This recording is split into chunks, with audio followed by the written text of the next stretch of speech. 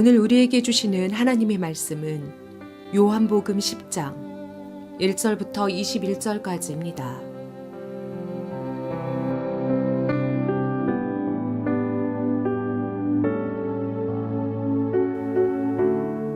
내가 진정으로 너희에게 말한다. 양 우리에 들어갈 때에 문으로 들어가지 아니하고 다른 데로 넘어 들어가는 사람은 도둑이요 강도이다. 그러나 문으로 들어가는 사람은 양들이 목자이다. 문지기는 목자에게 문을 열어주고 양들은 그의 목소리를 알아듣는다. 그리고 목자는 자기 양들의 이름을 하나하나 불러서 이끌고 나간다. 자기 양들을 다 불러낸 다음에 그는 앞서서 가고 양들은 그를 따라간다. 양들이 목자의 목소리를 알고 있기 때문이다. 양들은 결코 낯선 사람을 따라가지 않을 것이고 그에게서 달아날 것이다. 그것은 양들이 낯선 사람의 목소리를 알지 못하기 때문이다.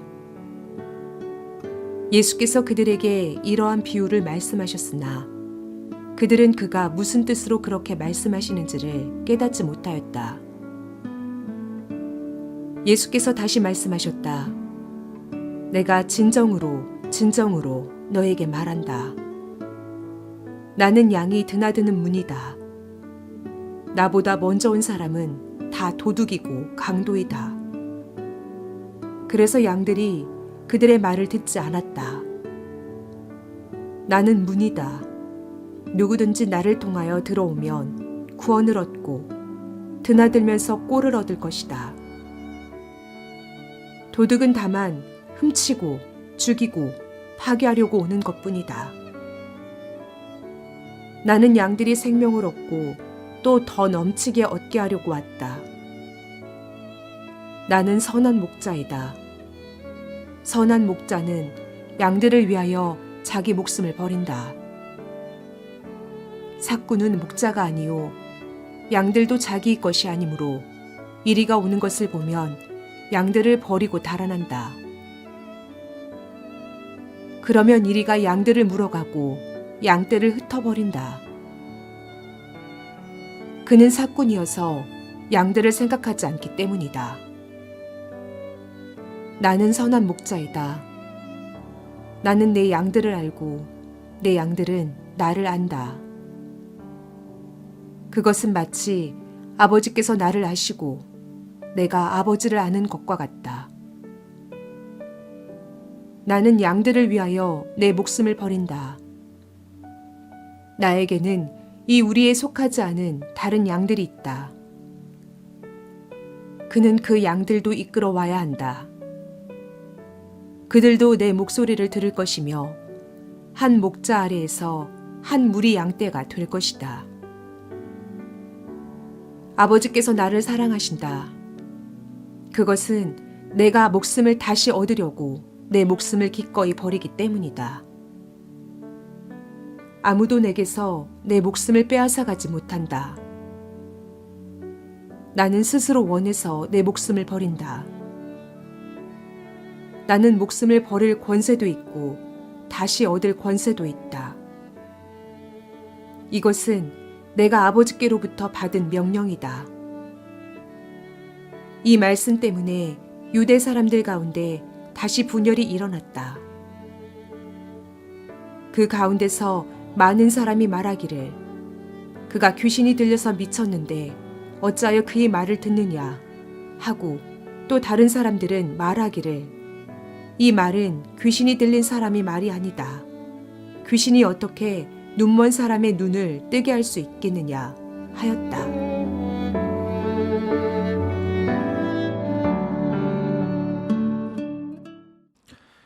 예수님께서는 자신을 가리켜 양이 드나드는 문이라고 말씀하십니다. 9절에 나는 그 문이다. 누구든지 나를 통하여 들어오면 구원을 얻고 드나들면서 꼴을 얻을 것이다. 또한 예수님께서는 자신을 가리켜 선한 목자라고 말씀하십니다. 11절에 나는 선한 목자이다. 선한 목자는 양들을 위하여 자기 목숨을 버린다. 14절. 나는 선한 목자이다. 나는 내 양들을 알고 내 양들은 나를 안다. 지금 예수님께서는 오직 하나의 문, 오직 하나의 선한 목자를 이야기하고 계십니다. 주석가 크리소스톰은 양의 문이신 예수님, 선한 목자이신 예수님에 대해 이렇게 설명합니다. 그가 우리를 송붓게로 데려갈 때 그는 자신을 문이라, 우리를 돌보실 때 목자라 지칭한다. 요한복음 14장 6절에 예수님께서는 나는 길이요 진리요 생명이다. 나를 거치지 않고서는 아무도 아버지께로 갈 사람이 없다라고 말씀하셨습니다. 예수님은 영원한 생명을 향해 나아갈 수 있는 유일한 문이 되십니다. 오직 예수님을 통해 성부 하나님께로 나아가는 사람만이 영생, 영원한 생명을 누릴 수 있습니다. 특별히 우리는 선한 목자이신 예수님의 모습을 꼭 기억해야 합니다. 선한 목자는 양들을 위하여 자기 목숨을 버립니다. 자기 양들의 이름을 하나하나 불러서 이끌고 나갑니다. 그런데 여기서 더 중요한 점이 있습니다. 16절을 읽어보겠습니다.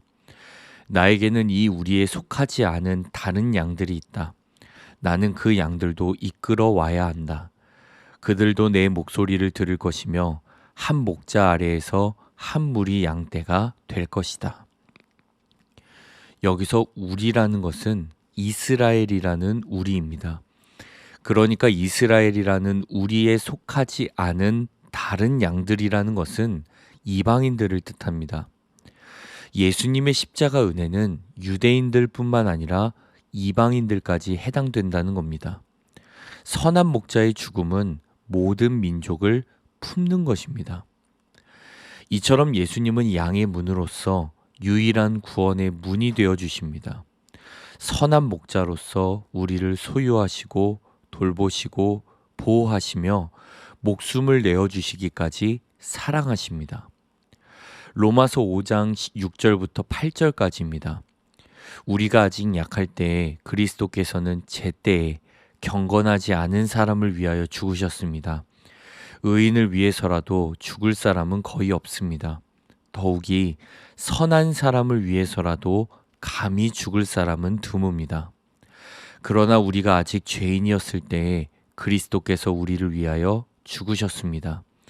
이리하여 하나님께서는 우리들에 대한 자기의 사랑을 실증하셨습니다.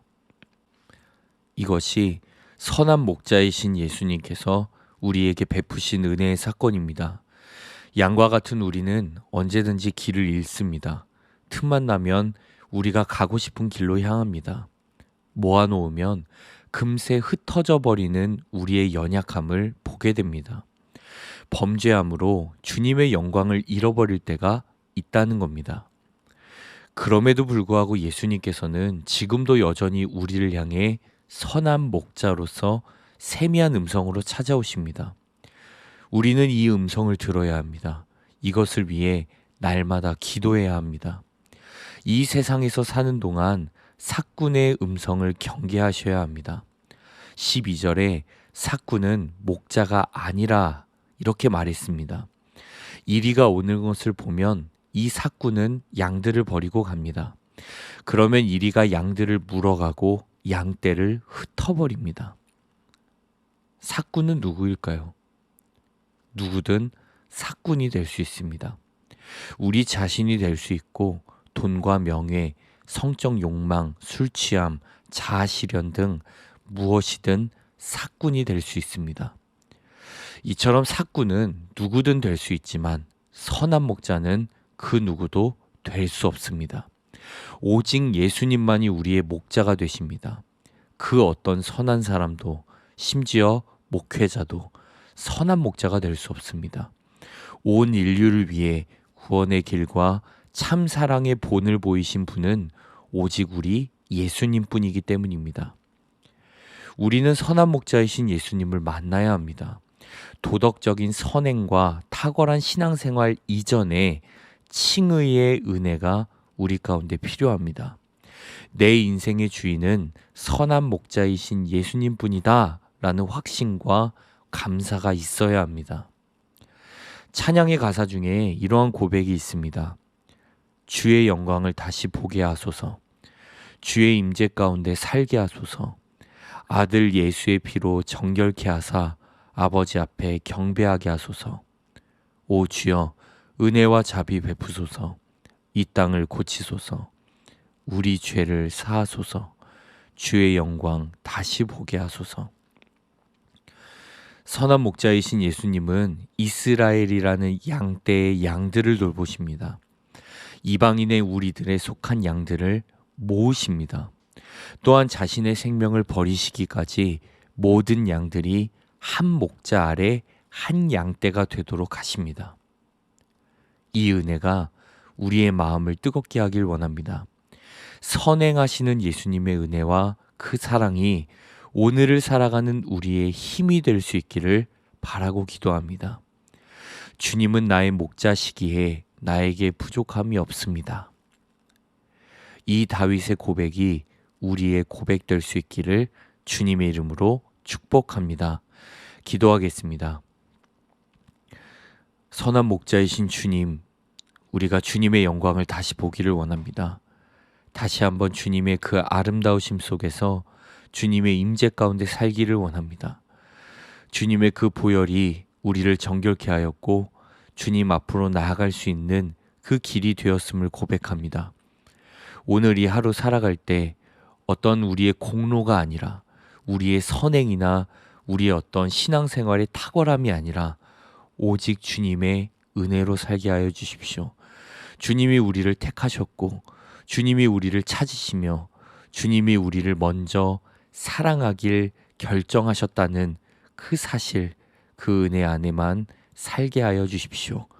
주님께 감사드리며 살아계신 예수 그리스도의 이름으로 기도합니다. 아멘.